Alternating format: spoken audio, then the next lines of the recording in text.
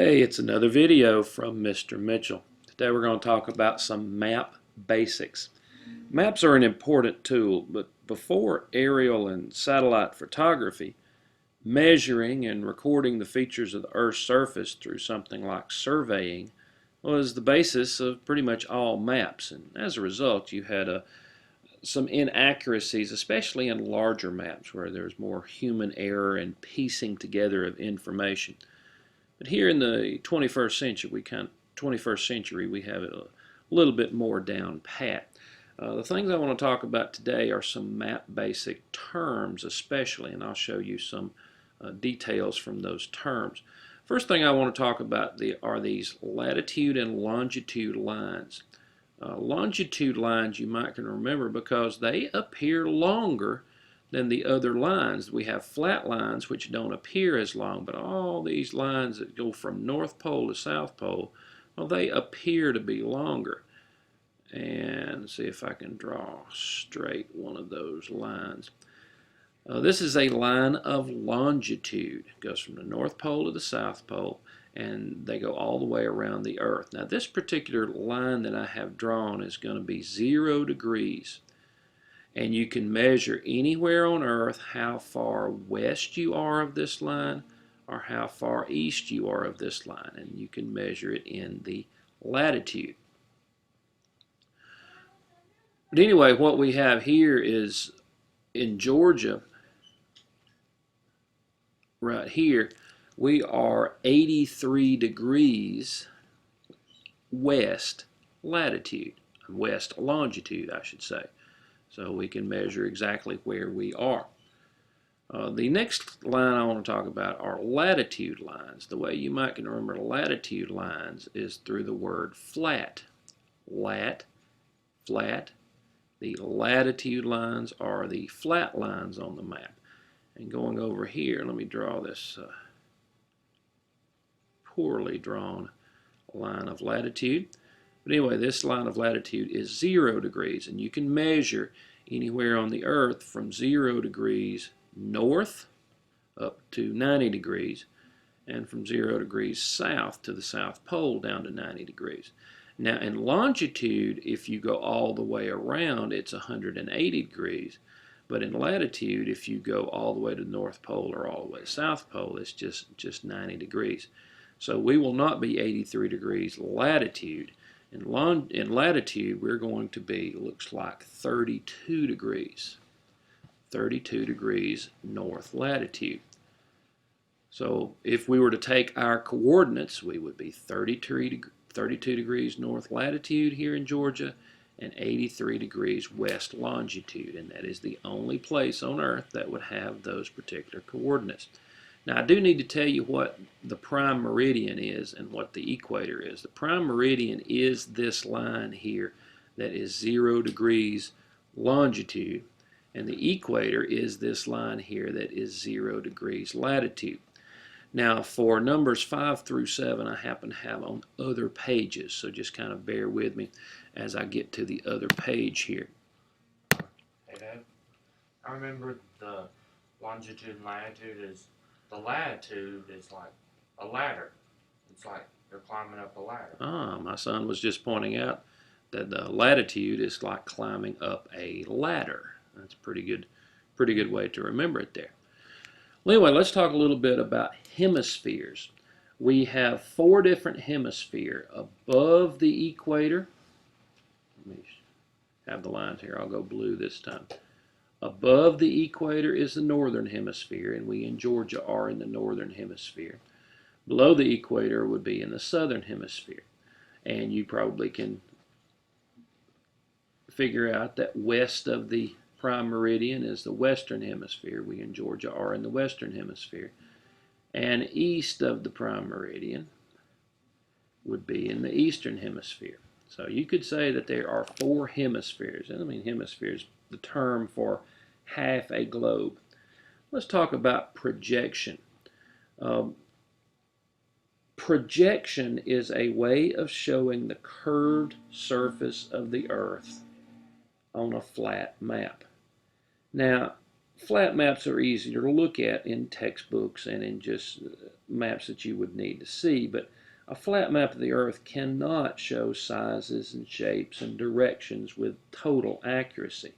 So all projections are going to distort the Earth's surface some, and we have some projections here, and I'm going to try to make this a little bit bigger, see if I can. There's a little bit bigger.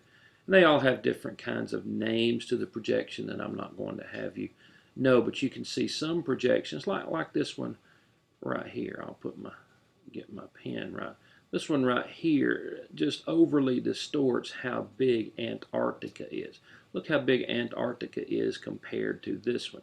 And it's not like they're trying to, it's just that a flat map is just going to have some distortions in some places. Look at this map, for example. We have a big difference in the size of Africa here than the size of Africa here. I mean, look how much difference that is. There is a big distortion. In fact, same thing here. You have Australia, which is considerably larger on this one map. And you have a map such as this, where you may have pretty much correct sizes for the landforms, but the distance is just going to be completely off for anything near the equator here. So you can kind of see the problems in trying to project the world map into a flat map. Now I need to go to another screen to get to a couple of other things. I do want to talk about physical maps, political maps, and thematic maps. In fact, these are the three things that you happen to see here. This is a physical map right here. A physical map is going to show elevation. The mountainous areas will be in brown, and you can see the Andes Mountains coming all the way down through here, and they're in brown. And the valley areas are going to be in green. And you know, I probably need a different color pen here. Yeah, mountainous areas are in brown, as you can see. And all the green areas are going to be the flat, low-lying areas right here around the Amazon River we talked about in class. You have all this green, all this low-lying area. So a physical map can show these things, show the elevation. Now over here we have a political map. Now this is of Australia. You can't see any mountains. There are higher and lower elevations here, but a political map is meant to show cities and states and provinces, and you can see that you have you probably can't see the cities very well, but you do have like a city is mentioned here. You can kind of see there's a city that is mentioned here, and they'll have little dots where they are. And of course you also have the territories, or in our cases in the United States would be states, that are marked out as well. So that's a political map. A thematic map like this focuses on a specific idea. Now, you could have thematic maps of almost so many different things. Like in this one, you have climate regions of Canada, where you can take just a regular old map and superimpose colors on areas like this, where you have Arctic tundra, on areas like the yellow, where you do have some mountains, or where you have plateaus. Things. I think this yellow happens to be plateaus here, but you can just isolate whatever you want to. You could even have color coordinates for natural resources. You could have population densities. There's even maps for migrations of people, which has arrows to show where people migrated out from one area or another. So a thematic map will look different on most any occasion that you would even have, just for what you're wanting to put on the map. Okay, let's go back here, erase a little bit, and see what you remember. Now, just like before, you will need to have these 7 terms written down, and I'd like for you to have written what they mean. I guess let's first go with 1. Can you tell me what longitude is? Can you pick it out on a map? How do you remember about longitude? What about latitude? You know, it's the different lines in longitude, but How do you remember longitude? And what is longitude? Do you remember the number of degrees that longitude and latitude have? What about this one, the prime meridian? What line is it on the world globe? Same thing with the equator. It's a line on the world globe. Can you tell me what it is? I did not include the word hemisphere in here. Even though we spoke about it, I would like for you to know it, though you do not have to write it down since you'd have to kind of squeeze it in. But after hemisphere, we talked about projection. Projection has to do with maps. And what did we say is a problem with a map projection? We saw several different kinds of map projections. What do you remember about a physical map?